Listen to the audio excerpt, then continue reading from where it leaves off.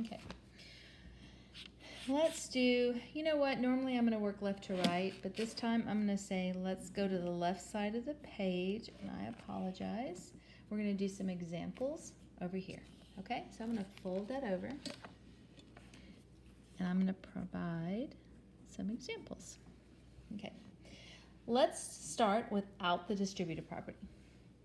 Okay, so if I had 2x plus 3x minus 4 plus x plus 2. Okay, you probably won't see that long of a string before, but let's look at what are common terms. So if I have no variable, it's a fixed term. In other words, it can't change, it's fixed. The x is a variable. Anytime you have a variable with no coefficient in front of it, just add a 1. So you can always refer to it as a number, okay? Now, this term is not the same as a fixed term because it has a variable. So I'm going to circle it. And I always include the sign in front of it.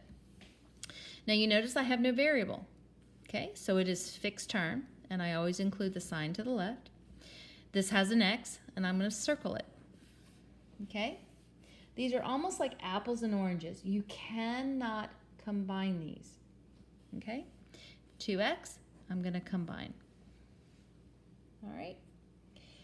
Now, when you are combining like terms, you always either add the numbers or you add the coefficients, okay? So, for example, if I had oranges over here, right? If I had 2 oranges and then I ate, or you can't really do it that way.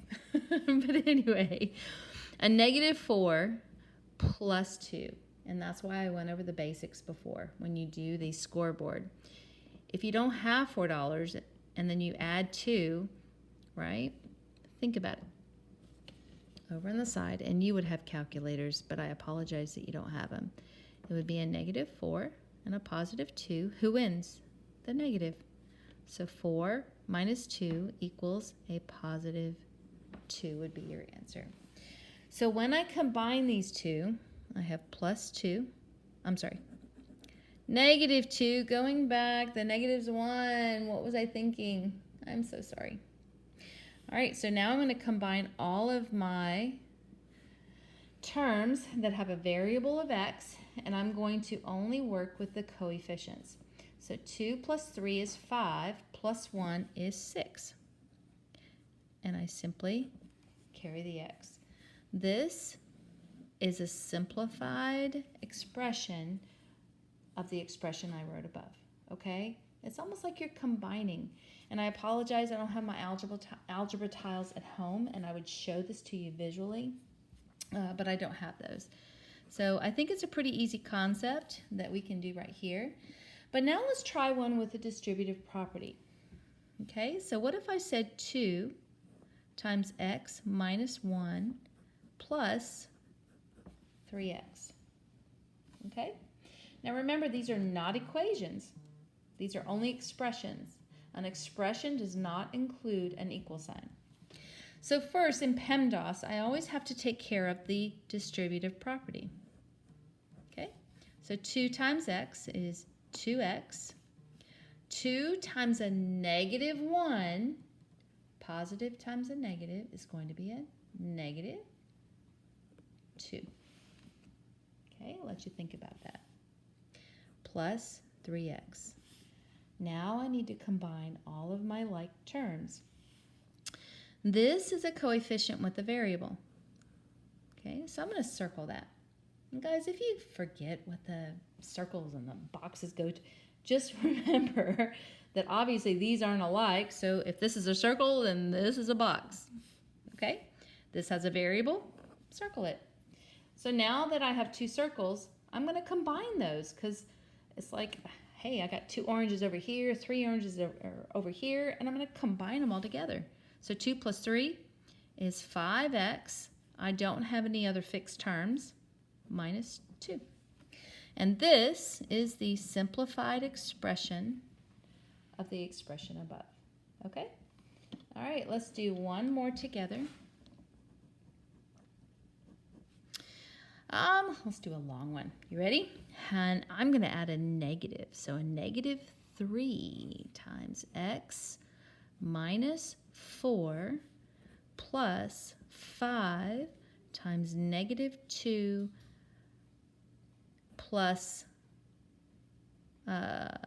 x. Okay, this might take a while. As we know, we always have to take care of the parentheses first with the distributive property. So a negative 3 times x gives me negative 3x, because a negative times a positive always gives me a negative.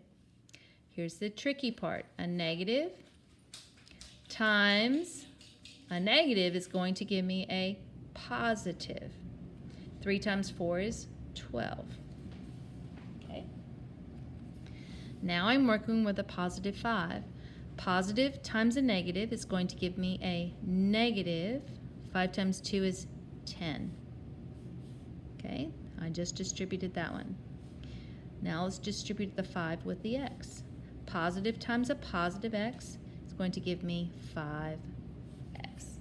Okay, now let's combine. My x's, I always like to give circles.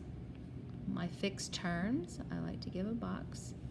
And you're going to get to the point where you don't have to do the boxes and the circles, but it helps to differentiate between the two, okay? And a circle. Now, I'm going to go ahead and combine my x's. I have a negative 3 and a positive 5. If you had a calculator, you could say 5 minus 3 or negative 3 plus 5. Okay, remember when we do scoreboard? The negatives, positives, 3, 5. Who wins? Positive. So the winner minus the loser, 5 minus 3, gives you 2x. Think about it. If I have $5 and I spend 3, I have $2 left, right? We just don't know the value of x, and that's why we keep that variable attached to it. Now I looked at my fixed terms. What is a positive 12 minus 10? What's 12 minus 10, folks? That's right, positive 2. That is a simplified version of the expression above, okay? So in this lesson, I gave a brief review on the basics just to kind of remind you of multiplying and dividing with integers, as well as adding and subtracting. And also with PEMDAS, or the order of operations rather, that you're always going to want to do parentheses within an expression first. So my lesson today was simply to show you when you're combining like terms. Okay? All right, so today's activity, all you're going to do is you are going to do a quizzes online that talks about combining like terms, and I apologize, I didn't have it right here. Oh, where is it? And I had it right here, and I apologize. Hold on, there it is. Okay.